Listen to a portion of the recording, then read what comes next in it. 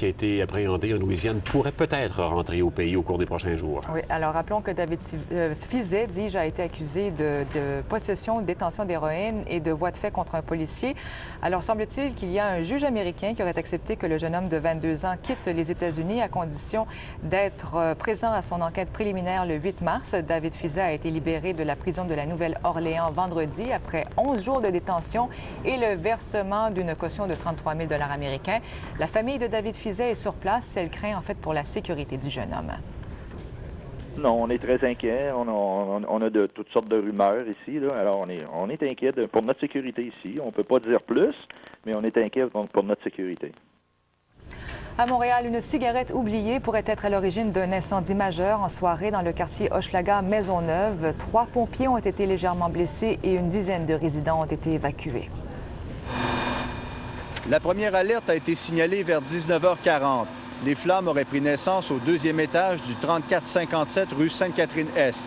C'est une série d'immeubles qui abritent des commerces au 1er étage et des logements aux étages supérieurs. Une dizaine de locataires ont été évacués. À l'arrivée des pompiers, le feu s'était propagé rapidement à un 2e bloc vers l'est, puis à un 3e.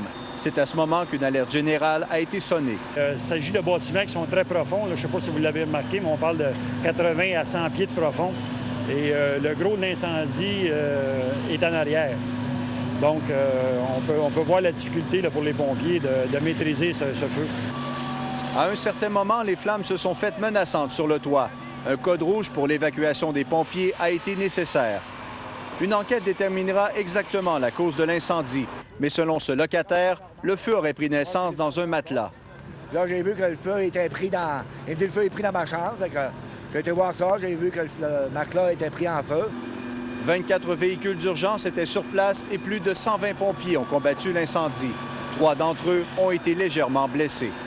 Claude Frigon, Radio-Canada, Montréal.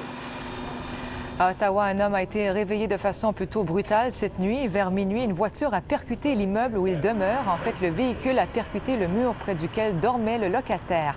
L'homme a subi un malaise cardiaque. Quant au conducteur, il s'en tire indemne, mais il a dû subir l'alcotest. Maintenant, Jonquière, on parle beaucoup de cet accident de motoneige qui a coûté la vie à une Britannique mardi. Il y a même un coroner qui s'est penché sur la question. Véronique Dubé va nous en parler. D'abord, Véronique, on connaît maintenant l'identité de la victime.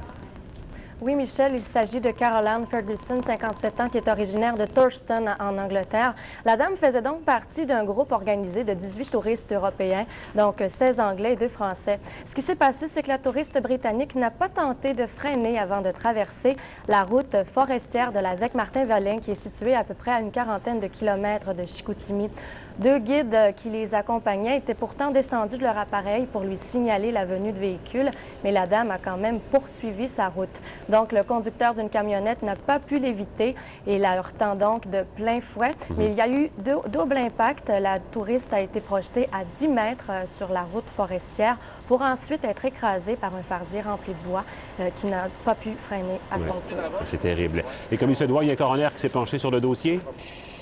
Justement, Michel, le coroner Yves Bolduc, chargé de l'enquête, se demande s'il y a lieu de mieux encadrer la formation donnée aux touristes en provenance de l'Europe. Il fera probablement d'ailleurs des recommandations dans le but de légiférer en ce qui a trait à une formation plus de base. Parce que même s'il s'agit d'un des rares accidents mortels impliquant un touriste européen, d'autres accidents plus mineurs leur arrivent à motoneige. Je vous propose de l'entendre. C'est un des éléments que je vais demander à la Sûreté du Québec de vérifier, c'est-à-dire c'est quoi la formation que les gens reçoivent lorsqu'ils conduisent une motoneige qui est empruntée.